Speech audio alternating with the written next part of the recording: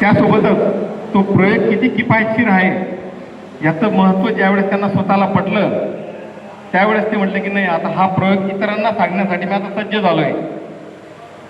अशी मानसिकता असलेलं व्यक्तिमत्व ज्यांना आम्ही प्रेमाने नामुनाना म्हणतो, असे नगरदेवळा येथील प्रगतीशील शेतकरी सन्माननीय नामदेव विश्राम महाजन या ठिकाणी आलेले आहेत. खरं तर त्यांनी स्वतःहून विनंती केली की मला माझ्या विषय लोकांसमोर मांडण्यासाठी फक्त 10 मिनिटाचा अवधी द्यावा.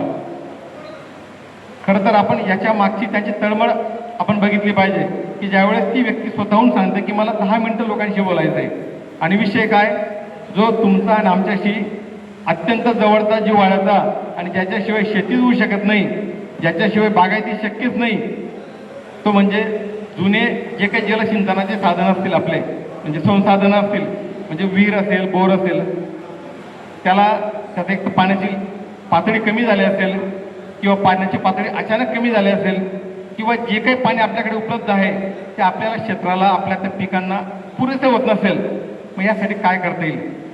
तर मी महाजन साहेबांना विनंती करेन की त्यांनी कृपया व्यासपीठावर यावं आणि आपलं मनोगत आणि सुंदर असं मार्गदर्शन आमच्या शेतकरी बांधवांपर्यंत पोहोचवावं.